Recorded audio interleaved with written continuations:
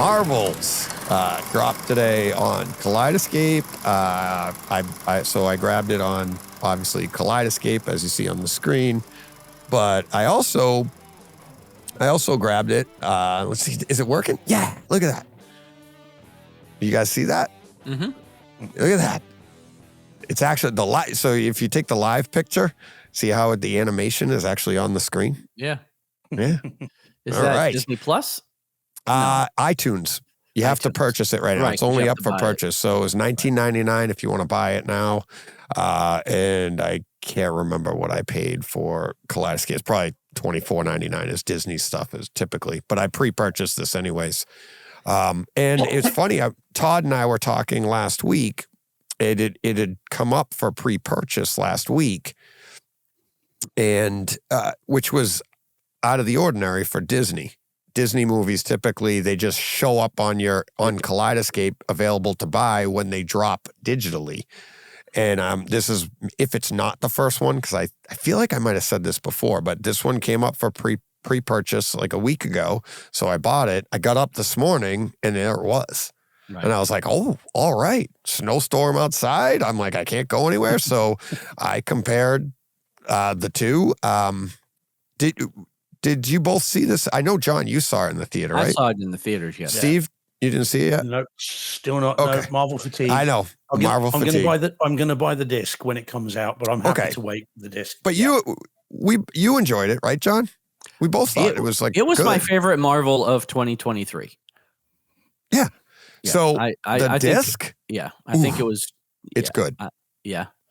The disc is good. I saw this in the theater in 3D, and I thought the 3D really was really good, and I thought it lent itself to seeing it in 3D really helps because of the what do you call them? The portals or whatever they're going through in space there.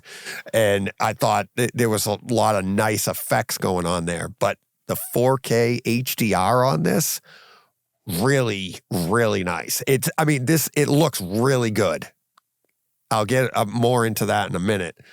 The audio on it, so much good Atmos. There's scenes where like people are on speakers, but you're in like, and it comes in all around you. When they're jumping around, you know what that is, John. It's like point, noise. I mean, they're full use of all the speakers in your room. I had a lot of fun with this one. The singing and dancing, that was a fun scene. The dynamics of the on your screen, the vibrancy of the colors, all of that fun stuff. It was really, really I good. didn't love. It's not one that you'd be like, oh wow, more of that in the MCU, please. But home theater wise, it was really good. Oh, I bet it was. Now if you saw it in the theater and you enjoyed the movie, definitely grab the disc. You'll be very happy with it. This is almost a must own, I would say. It's very, very good disc. I wouldn't say this is one to buy digitally if you plan on getting the disc and do a comparison, because wait for the disc. I compared the two of them. The digital, the iTunes purchase looks really good. It sounds really good, but it doesn't. There's a significant drop between the digital and the physical media. The physical media, what I have on the Kaleidescape right now is the picture. I'll tell you, when you first go like to the digital, you're like, this looks really good, nice vibrancy, good detail, everything. Then you go back and you were like, oh no, that's not as clear. Okay, let me go back again. All right, that's not as clear. It's like, it's a slight blur to it that it's not as crisp. And then it's also the dynamics aren't as, like, it's not as vibrant. So like some of those, in this movie here, there's tons of things that you want that vibrancy for. If you were to just put it on in one room and you had to walk all the way to another room and see it there, you probably wouldn't know a difference. But if you have to choose, I would choose the physical media. I would wait for the physical media on this. You will not be disappointed. The audio on it, the dynamics, so much better on the physical. so much better. So there's the opening scene they have. There's some bass in it. There's a spaceship and bass. Spoilers. Yeah, right. Spaceship and bass. And I've said it before, my Harmony remote, if you get the right amount of bass and it shakes and it goes low enough, the Harmony remote on my chair will light up. It'll activate. It would activate in Kaleidescape, but it didn't activate on the digital.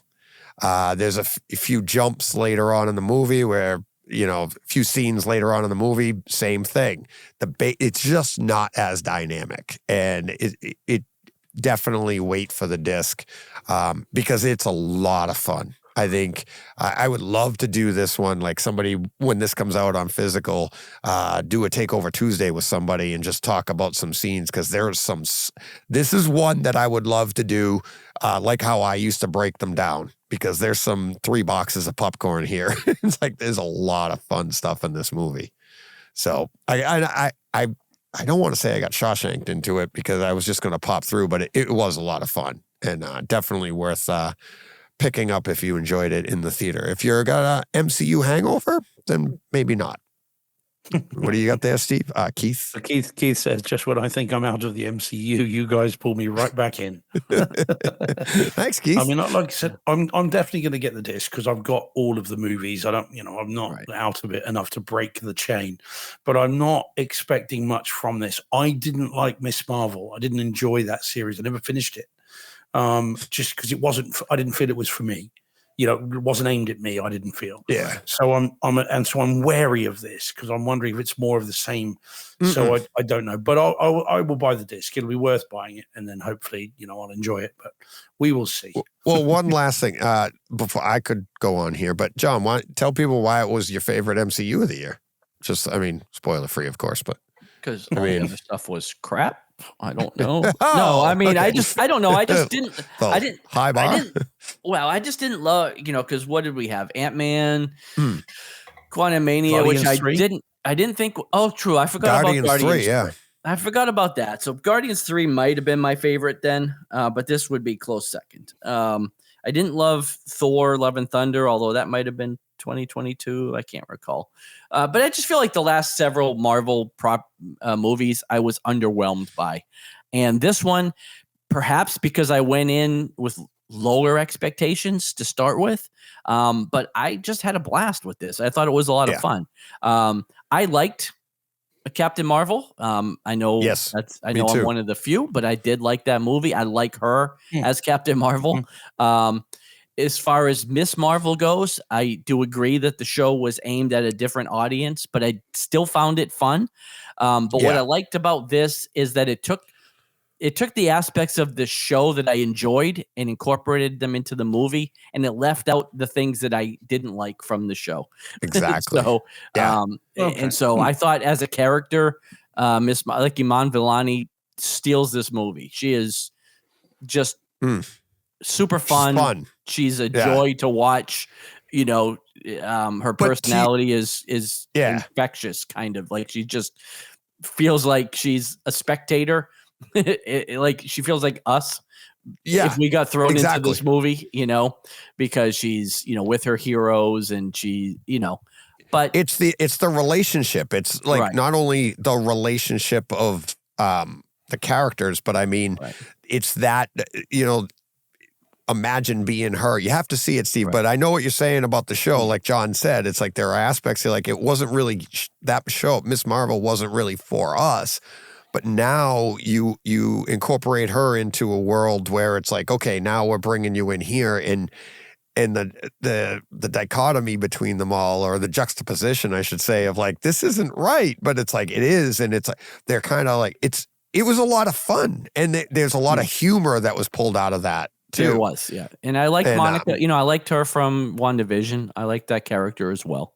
So I thought that, like I said, I just thought it was a lot of fun. But again, I had lower expectations of it. So maybe I was just surprised more than anything. I haven't seen it a second time, but I don't imagine I'll like it less. Right. So.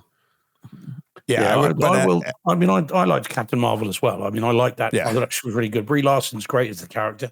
Yeah. So I'm hoping that, exactly as you said, the bits from the show that weren't for me won't sour me too much on the movie. But yeah, I'm happy to wait for it to hit disc, and then I'll give it a go.